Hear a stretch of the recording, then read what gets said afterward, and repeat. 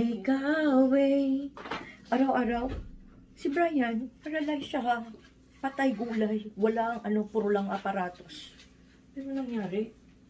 Kumikilos ang kamay niya. Doon ako sumigaw. God is good, sabi ko. Sabi ko, ano to? Sabi ko, ano ang bata? Kahit hindi nakakaintindi ng English, sabi ko, nararamdaman niya. Sabi ko, may pag-asa, mabubuhay siya, tatagal siya. Lumalaban siya. Kaya, araw-araw, nanalangin ako kahit ginanon ako ng biyanan ko na kalimutan mong ang cross, kalimutan mong paniniwala mo bilang Kristiyano. Hindi ko siya pinakinggan. Kasi, ipinanganak ako. may pananalig sa Panginoon. Ipinanganak ako, may takot sa Diyos. Dahil lang sa pagsubok, dahil na nangyari sa ganun, iwawala ko na yung tiwala ko. Hindi ganun. Nilalabanan ko, kinakausap ko sarili ko. Sabi ko, kung sino ka man, dyan sa tabi ko na dinidemonyo mo ako, no way, sorry ka. Sabi ko gano'n. Hanggang na naoperahan siya, doon ko na successful ang operation niya. Tapos, after na nakauwi sa bahay, maganon siya, nagsasalita siya. Hanggang ngayon, nakita niyo na siya, ganyan siya. Pero hindi niya lang magalaw yung kamay niya. Pero kanina, nung nag-google siya, sabi niya, Mommy, yung si Imo sa simbahan, faith healer, sabi gano'n. Kaya siya bumalik, nagpasundo siya ulit sa akin kasi nakita ko sa anak ko, may tiwala din pala siya. Amen. Oo. Amen. Ayun po siya. Naniniwala siya yan, si Brian. Siya yan. Yung kamay niya ganun yung kamay niya. Pero naniniwala siya. Amen. Kaya na ako na sa mga bata, hindi mahirap i-explain sa kanila yung ganun. Pero siya, God is good. one time ko lang siya dinala sa simbahan. Naniniwala siya, magagamot daw siya ni Ate Adele. Si God. Amen. Si God. Si God. Amen. Si God. With Ate Adele. Tapos, pag kumain kami, hindi kailangan, di ba, mostly tayo, sign of the cross. Pag nakita yung pagkain, amen agad! Hallelujah. Wow. Oo, wala na siya ibang salita. Amen agad! Oo. Doon ako thankful na hindi lang pala ako yung nahikayat ni Mabik sa simbahan natin ngayon. Dahil si Mabik ang nag-invite sa akin. Tapos ikaw, Wen, thankful ako dahil nakilala ko kayong lahat. Tapos Ate Adele, number 1 na. At saka si God. At si Brian, nasama ko. Isa na lang. Itong ayat ko. Itong ayat ko. Uy, ayat. Ayat ko. Ayan, nasaan ka na? Ayat ko, nasaan ka na? Magkakanta na rin doon sa harap. Wala may posible kayo doon. Kasi sabi niya, ayaw niya, lagi pag nagsimba ko, tara sama tayo. Ayaw niya, kasi sabi niya, masama kong tao, tarantado ako, di ako pwede dyan. Hindi. Pero nakita ko na sa Ikaw puso may niya, alam siya. sa puso niya na, Sa Kristan daw siya. Hallelujah. Wow. kaya sa susunod, pwede ko na siya isama. Amen. Dahil nakilala niya na kayo. May hiya siya. Siyempre na. Siyempre. Ganun ang nangyari. So, ganun lang i-share ko. Nothing impossible pala pag ganun pala ang mo. Kaya kahit si Brian, malaki na siya, kahit ganun pa rin yung kamay niya, nandun yung faith niya, paniniwala niya. Magagamot siya ni Ate Adele, at nandun ang Holy Spirit sa kanya na mag-guide sa kanya. Kaya, thank you so much po, sister, sa mga prayers ninyo. At saka sa pagpunta niyo dito, thank you so much. At bless na naman. Yung yan lang po. Go, Nina. Thank you, Sister Tiffany, sa magandang mensahe. Wow! Kasama na natin. So, good afternoon po sa ating lahat. And bigyan nga natin ng masigabong palakpakan ng Banal na Espiritu. bago po ang lahat, belated Happy Mother's Day po. Nice to see you again. Oh, we miss you all. Sorry po, naging busy lang talaga sa, alam nyo, nasa bahay, sa pagbubukid. Nasa Korean na, pero kailangan pa rin nating magbukid, magtanim ng mga gulay-gulay, di ba? Ang gaganda naman ng mga sharing ng mga sisters natin, especially si Sister Tiffany, very yung share niya, nakaka-touch ng emotion. So by the power and the guidance of the Holy Spirit, dahil sa faith, sa paniniwala niya na there is a God, hindi siya bumitiw kay God, here is a miracle, di ba? Ito ang totoong miracle. Doon sa binasa ni Sister Weng about sa topic natin ngayon is about sa pananampalataya sa Diyos. It's paano ba tayo manampalataya sa Diyos? Ito yung mga nangyayari noong unang panahon na nag-uutos si Yahweh, ang Ama, sinusunod ng mga apostles niya kahit na in advance pa lang. 'Di ba? Hindi sila nagdadalawang salita na gawin iyon kahit na hindi na nila inisip kung ano ba to, babagsak ba namin ito, ano ba ang mangyayari. Like nung hiningi ng Ama na ialay niya ang kanyang nag-iisang anak. Hindi siya nagdalawang salita. Nung ialay niya si Isaac, halika, sabi niya, sumama ka sa akin. Hindi niya tinanong bakit, kaiisa-isang anak ko yan. And matanda na yung asawa ko nung nanganak, pero pagdating doon, bakit iaalay ko? Ganon kasi nung unang panahon. Kasi alam ni Abraham na kahit patayin niya yung anak niya, bubuhayin at bubuhayin ng ating Ama. Dahil alam niya na nag-iisang anak lang niya, si Isaac. So, nung inutusan ng Ama na gumawa ng nang gumawa ng barko o bangka si Noe, 'di ba? Sinabi niya na may magkakaroon ng flood within 40 days. Maraming hindi naniwala, pero hindi nagdalawang isip si Noe na gawin iyon kahit na pinagtatawanan siya, kahit na sinasabi sa kanya na nasisiraan na siya ng ulo. Hindi niya yon binaliwala dahil ang nasa isip niya ay ang Panginoong Hesus. Actually, noong unang panahon, nakikita ang Diyos ni Abraham, nakikita nila, nakikipag-usap sila face to face. Talagang as in, pero hindi ang mukha, light. Liwanag lang talaga, pero mismong ang Ama ang nag-uutos kay Yahweh, mismong ang Ama ang nag-uutos kay Abraham kung ano ang gagawin nila, kung ano yung mangyayari sa mundo. Pero since ang mga tao is so drastic, so impatient, lumayo sa atin ang Panginoon. Lumayo si Ama. Ibinigay na lang niya sa atin ang kanyang bugtong na anak para siya ang mag-guide sa atin. So ito ang banal na anak na nagpakababa, naging tao siya. At least man lang, kasi si Ama, bigla na lang siyang darating, sasabihin, o ito gagawin nyo, o ito gagawin nyo, di ba? Minsan hindi nakakapaniwala kasi, bakit? Nung isinugo niya ang kanyang anabugtong na anak, nagpakatao, siguro sabi ng Ama, eto na, pakikinggan na siguro nila ang anak ko, kasi naging tao siya. Pero hindi pa rin natin siya pinakinggan eh. So ang summary ng pagkabasa ni Sister Weng is about sa pagsubok na nararanasan natin, kung ano man yung ibinigay or dahilan na nararamdaman natin.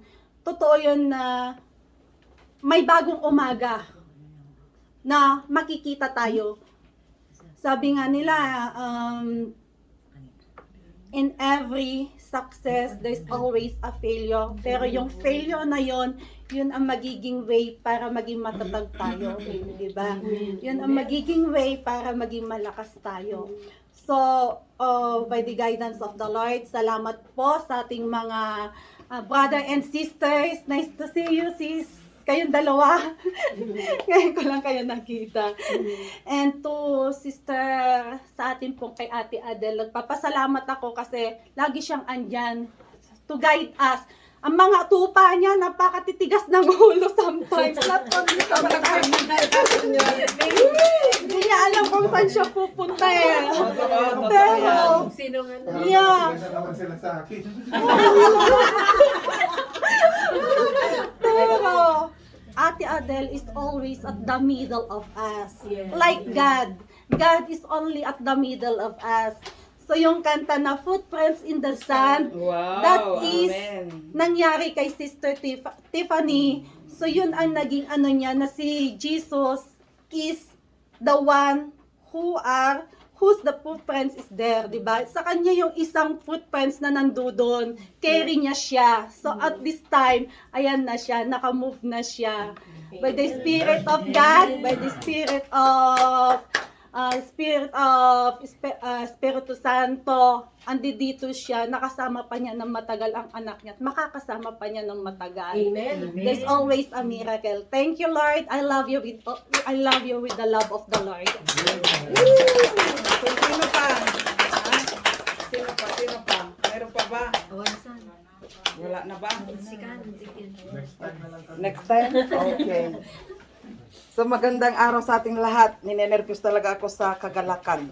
Bakit? Napagaganda ang mga mensahe natin. So kahit hindi tayo nag-aral, pero yung presence ng Holy ng God ay pinapaaral tayo. So ito na yung kalabasan ng ating pag-aaral. Kung ito'y gagawin natin sa buhay. Di ba? So, nakikita natin sa topic natin sa mensahe sa Hebrews na pinagkaloob ng ating Diyos ngayon sa kanyang mensahe sa Hebrew 11 verse 1 to 15. Napakaganda talaga yan. Ano? So, doon natin makikita yung tunay na pananampalataya. Kung paano ang pananalig natin sa ating pinakamamahal na Diyos. So, ang ating Diyos, gano'n na lamang ang pag-ibig sa ating ipinagkaloob niya ang kanyang pagmamahal sa bawat isa sa atin. Mahal na mahal tayo, kaano man ang ating ginawang kasalanan. Na kahit ito'y ilang beses tayong gumagawa ng kasalanan, pero mahal pa rin tayo. Hindi tayo pinababayaan ng Diyos kasi anak tayo. Created tayo talaga na kahugis niya. So, hindi naman na gumagawa tayo ng mga kasalanan na ito ay pagpatuloy natin. Panahon na kasi mayroon hangganan. Yung hangganan ng ating buhay ay may ikalawang yugto ng ating buhay. Ito yung tinatawag na spirit, the presence, ang love ni God sa atin. Ito yung buhay magpakailanman. So dapat natin, wag natin sayangin ang ipinagkaloob na buhay sa atin. Una, sige, magagawa natin ang lahat sa ibabaw ng sanlibutan ito. Pero for the second time around, yung everlasting life, ay hindi na natin magawa doon. Wala na tayo kasi our God is our judgment. Kung ano yung ginawa mo dito, dapat ano ba yan? Nawala na ako. Oo, yun na. Oh, according to your work as a son of God, talaga, as a children of God. Kasi, magawa man natin, sige, free lahat tayo kasi free naman tayo, tao lang tayo yung sinasabi nating kabubuhan na tinatawag eh. Hindi kami perfecto, hindi kami, tao lang kami. Pero palagi mong sinasabi, sige, palagi mong ginagawa din na maggawa ka ng kasalanan. Ito'y, oo, naiintindihan ka ng Diyos, tao ka lamang. Pero pagdating ng panahon, hindi na iyan kasabihan ng God. Kasi alam natin na ipinakita ang liwanag ng ating Diyos dito upang makita natin yung ginawa niya dahil napakaganda yung ginawa niya para sa atin. Nandito na lahat yung ating kabuhayan. Pero alam niyo na mas maganda pa yung kabuhayan natin sa ikalawang yugto ng ating buhay. So ngayon sa pananampalataya ay hindi porke lahat ng nagsasabing Panginoon, Panginoon ay anak ka ng Diyos. Marami yung taong sinasabing dakila ako, lalo na sa mga church na nandiyan ka inside the church, na nag-aaral ka, na nagsisimba ka, na sumasampalataya ka, kamo, pero deep inside, your own inside, hindi nakikita ang Diyos tayo. Maraming pagkukulang tayo. So, sinasabi nga na Ang Panginoon lang ang nakakita ng bawat kaliit-liitang bagay sa isip, sa gawa natin. Hindi naman natin magagawa ng magperfecto, pero ito yung kasabihan, dapat i-perfect natin ang ating paglalakad. Kung alam natin mali, dapat itama. Kung ano yung nung i-create yung isipan mo, especially judgment sa kapwa mo, dapat wag mo nang ituloy. Kasi gawa na ng kaaway iyon. Lahat ng bagay sa kalitliitang bagay ay gawa ng kaaway. Kung gusto mo na manatili ka sa Panginoon, dapat yung mga mabubuting gawa. Kasi kung pinasok mo, ginawa mo yung gawa ng kaaway, maging Satan ka. Kasi doon ka ginagawa mo yan, alam mo nang mali, pero ginagawa mo pa rin. Kailangan din natin na kaya nga binigyan tayo ng isip kahit bobo. Hindi lang naman yung may karunungan kasi kahit may karunungan kung hindi mo ina-apply is useless. Oo. Kung bobo, kung ina-apply mo, yun ang marunong. Yun, siya yung umaangat. Gaya ng kung mayroon tayong ambisyon sa buhay, di ba? Kung yung pangarap mo ay maganda. Kasi, kung paano natin makamit yung pangarap natin, may way tayo kasi dyan Una, pag mag-start tayo, kung gusto mo yung mga pangarap mo ay makamit, magbago tayo.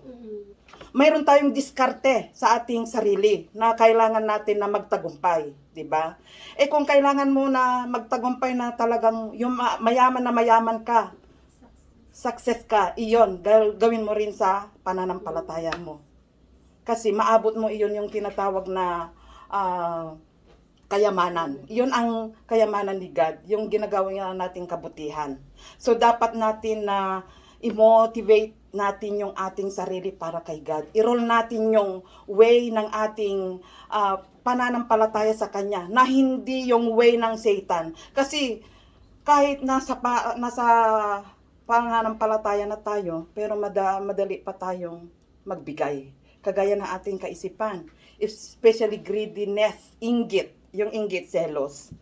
Ayaw mong guminhawa ang iyong kapwa. Marami, di ba? Ayaw mong guminhawa. Kumbaga, dinadown mo, inaapak-apakan mo siya. Kahit yung isipan mo ay hindi totoo na ginagawa niya, pero ito'y naglalaro yung isipan mo. Yan ay kasalanan din. Mahirap ka makamove on din sa buhay. Huwag mo na lang pansinin yung gawa ng tao. Pansinin natin yung sarili nating buhay, yung kabuhayan natin. Especially yung paglalakad natin sa God. Kasi ito yung perfect na kayamanan natin, yung paglalakad natin ng Diyos. So mahirap yung talagang sumasampalataya. Mahirap. Kaya hanapin natin yung totoong tayo na hindi kaplastikan. Kasi yung totoong tayo, wag na tayong magsimba-simba, mas mabuti pa. Kasi sabi niya, mas mabuti pang putulin mo ang isang paa o wala yung isa mong mata kaysa nagkakasala ka, pumasok ka. Iyon ang the best na salita ng ipinagkaloob sa atin ng Diyos. Gawin na lang natin na walang paa para malinis tayong papasok. Kaysa pumapasok naman tayo, pagdating na kung nakikita natin ang bawat isa. Karamihan naman. Lahat puno. Puno ng ating kabigatan sa ating puso. Yung kadiliman ng ating isipan. Mostly, lahat naman natin ginagawa. Pero nandun talaga yung pagsisisi. Panahon na yung pagsisisi at gawan natin sa buhay. Para sa pagdating ng panahon, yun na. Makasama na natin si God sa ating buhay. So, amen. So, iyon na nga, huwag natin sayangin ang panahon dahil napaka-importante ang oras, kagaya ng sinabi ng sister, hindi ko masino. Yung oras na pinagkaloob sa Diyos, dapat itutok natin yung oras kay God. Sa trabaho, para mamuhay tayo, mayroon tayo. Kasi kung magtutok tayo sa work, mayroon tayo puno yung grasya natin. At lalo pa pagdagdagan mo, isabay mo, unahin mo si God sa iyong paglalakad. Nako, more blessings talaga yung siksik-liglig at humaapak. Kagaya sa akin, alam ko ang kinabukasan ko. Kung ikay nasa katayuan ko, bilang ikaw success ka na sa iyong pagtitinda mo at pera na, wala na. Pero paano ko ito pinasok? Kasi may plano ng Diyos bawat isa sa atin.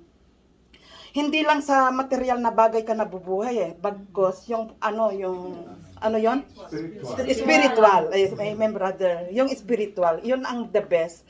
Kasi kung isabay mo yung spiritual at material, mas malusog ka pa doon. Mas more na success ka pa doon. Tignan ninyo. Kagaya sa aking kalagayan ngayon, wala akong masabi sa Panginoon. Kasi ang mga angels, marami ang angel ni God para paganahin siya, para isend sa iyo, nabubuhayin ka talaga. Sa akin, mayroon nagre-rent lang ako ng bahay. Nagre-rent lang ako ng bahay dito. Alam nyo na yung sitwasyon natin sa pag-aasawa, especially sa nakapag-asawa ng Korean, no? Mahirap yung buhay, mahirap isugal yung pag-aasawa sa Korean dahil kung hindi ka magwo-work, walang pera. Maraming mga pagsubok ang mga naranasan ng mga sisters dito sa mga ng asawa. Pero dahil sa kapit tayo sa Panginoon, o ano man yung kalakasan mo na maghanap buhay, mabubuhay pa tayo. Alam mo yung karanasan ko, mas mahirap pa siguro sa ilan yung mga experience diyan sa aking buhay. Pero sa totoo, hindi ako marunong talaga. Ito yung nagagalak ako, ito yung isigaw ko sa buong mundo na hindi ako marunong magtagalog. Yung salita ko the way na yung pag-Ilocano ko rin, baluktot. Parang hindi mo mabubuo kung paano yung sunod-sunod na pagsasalita mo. Pero ang Panginoon, napakabuti niya. Ito wala akong alam eh. Sa totoo, kahit nag-aaral ako, hindi ako nag-aaral ng mga notebook kasi ayaw ko mag-aral. Pero sa guide ng Panginoon, nakapasa ako kahit papaano. Nakapasa ako. Kahit bihira lang akong pumapasok sa eskwelahan. Bakit? Hindi ko alam kung ano yung nakita sa akin ng teacher. Okay na, 75. 73 pa, brother. 73, 72. Pero isa lang yung katapat lang sa akin yon, ang sports. Naging ipinalo ko yung sport na yon para naging naka-survive ako. Oo, naka-graduate ako ng high school. So ganun ang Panginoon. So kahit simple tayo, wala tayo ang alam, pero ang Panginoon siya yung nag-guide. Siya yung nagpupuno ng siksik sa atin. Kaya ngayon, tignan mo, sa aking paglalakad na ngayon, nagkaroon na tayo ng simbahan. Ito na yung performance na kumbaga nakita ang ating Diyos sa atin, lalo na pag tayo'y maglakad ng mabuti. Sino ba yung nandyan na tayo, na nandyan na lahat, nandyan na. Hindi na nagkukulang si God para sa'yo. Kasi alam niyang tapat ka na, so yung mga tapat diyan, at iisa lang ang way natin sa paglalakad, titignan niyo mga kapatid. Hindi na kayo magproblema sa inyong buhay. Hindi niyo mararanasan yung sakit o anuman nararanasan ninyong pagsubok. Ito nang assure ko yung sarili ko na noon iniiyakan ko sa pag-ibig, talagang iniyakan ko, magpakapatay pa ako, no? Oo.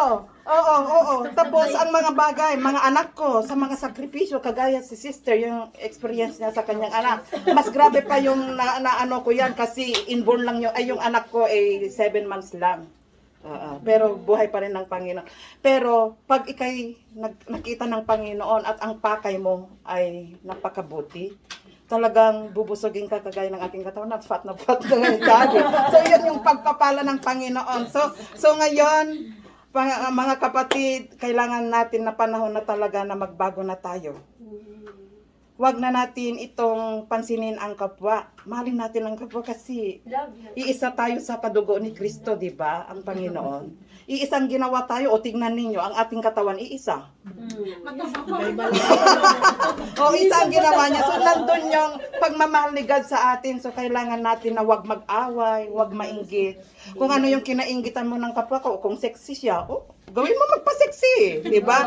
O kung inspirasyon, siya ay nagse-sexy. O di mag-exercise ka, di ba? Para makita yung sexy mo rin someday, kung bubungga ka rin, di maghanap ka rin ng mga hanap buhay mo para mabili mo lahat. Huwag maging bitter.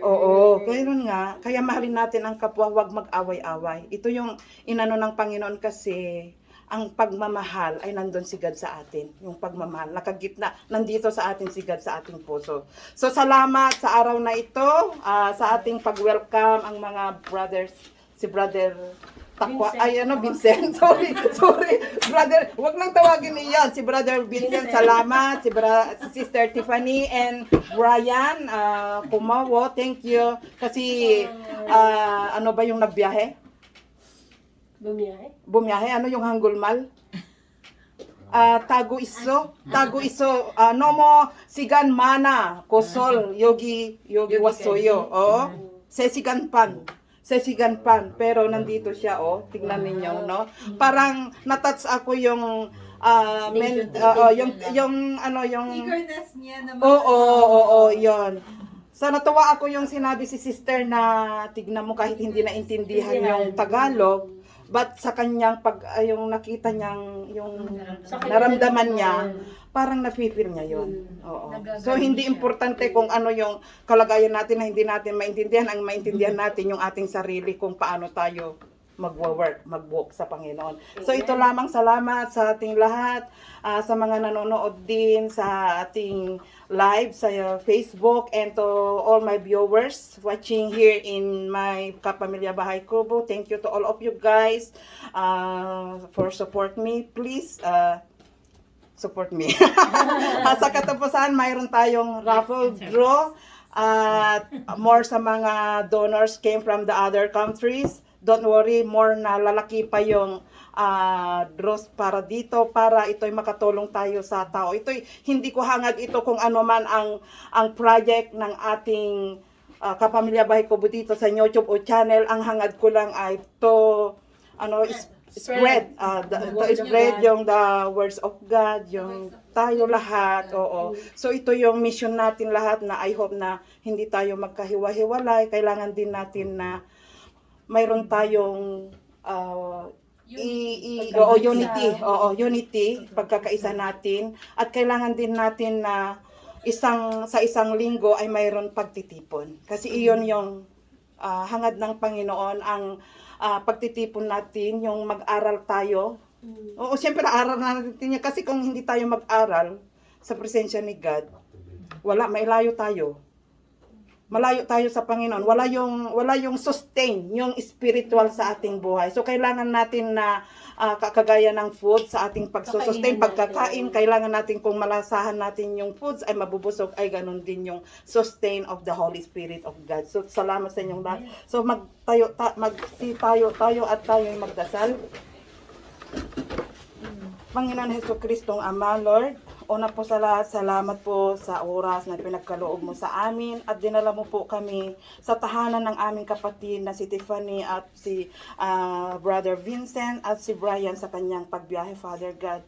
Nagagalak po kami sa lahat, Panginoon, ng mga sisters and brothers po na nakikooperasyon po sa aming pagbabible study at pagpa-blessing po sa bahay at restaurant ni Sister Tiffany, Father God, na ito po yung hangad niya, Panginoon, upang ito'y, Panginoon, makilala ka ng lubusan, Panginoong Diyos. Naniniwala po kami, Panginoon, na ang iyong presensya ay buhay na buhay. Kung paano kami nakarating, Panginoon, sa bahay, sa restaurant po na ito. Yes, Lord God. Ito po yung plano mo sa ating kapatid at sa aming pagtitipon, na ito'y alam kong nafe-feel ko po, Panginoon, na hindi po nagkakunawan ang bawat isa. Lord, hangad ko po sa oras po na ito, Panginoong Diyos, na i-bless mo ang iyong presensya mo, Panginoon, ay i-touch mo po ang mga kapatid na nandito sa oras po na ito. Ano man ang kanilang kalagayan, ang gap nila, Father God, Lord, hinihiling namin yung peace of unity mo, of love for them, Father, for us, Lord God, na nandyan ka para sa amin, Panginoong Diyos, upang maging magkaisa kami, Ama, na maging isang kapamilya sa iyong pinagkaloob mo na sanlibutan na ito, ay nandito kami para sa iyo, Father God. Hangad namin, Panginoon, na maging success kami sa aming way, sa pagpupuri sa iyo, O Diyos, na nandito ka sa aming puso, na baon-baon namin, Panginoon, na ito po yung kaligtasan naming lahat, Panginoon. Huwag mo po kaming ipaubaya sa kaaway, bagkos, Lord, ikop-kop mo kami sa kapangyarihan mo, nang yung kapangyarihan na alam namin, Panginoon, ikaw po ang lahat na nagbibigay sa amin ng liwanag, Father. Sa oras po na ito, Panginoon, sa aming pag-uwi, Lord, at sa dito, sa aming sa sister and brother, Lord, ay nandyan ka, Panginoon, ang iyong presensya. Panatilihin mo kami, Panginoon, na maging mapagpakumbaba, mapagmahal, at lalo na po sa iyo, Father, yung nagpupuri kami, Panginoon. So ito ang desire namin, Lord. So i-motivate mo kami, Panginoon, sa iyong presensya na manatili ka sa aming magpakailanman, O Diyos. So ito ang aming hinihiling po sa iyo, Lord. Bigyan mo po kami ng kabuhayan at siksik, liglig at umaapaw. Sa mga may sakit din, Lord God, i-bless mo rin sila, i-heal mo po sila, Panginoon, na ang kanilang sakit kung nasaan man, Lord, ito ay hawakan mo kami, Panginoon, dahil ikaw lang po ang nakapagbibigay ng kaginhawaan, kagalingan sa aming lahat, Father God. At si Brian, itinataas din namin, hindi man maintindihan, Panginoon, pero alam ko po, presensya mo ngayon, Lord God, hinahawakan mo ngayon, Lord God, hanggat namin nagagaling siya, Panginoon. Kaya, Lord, mapaghimala ka, Ama. Ito po ang aming kahilingan, bawat isa sa amin nandito, Lord. Ibasbas mo kaming lahat sa pangalan mo, Ama. Ito po ang aming pasasalamat. Salamat, O Lord, in Jesus' name. Amen. Salamat. Woo! Salamat sa inyo.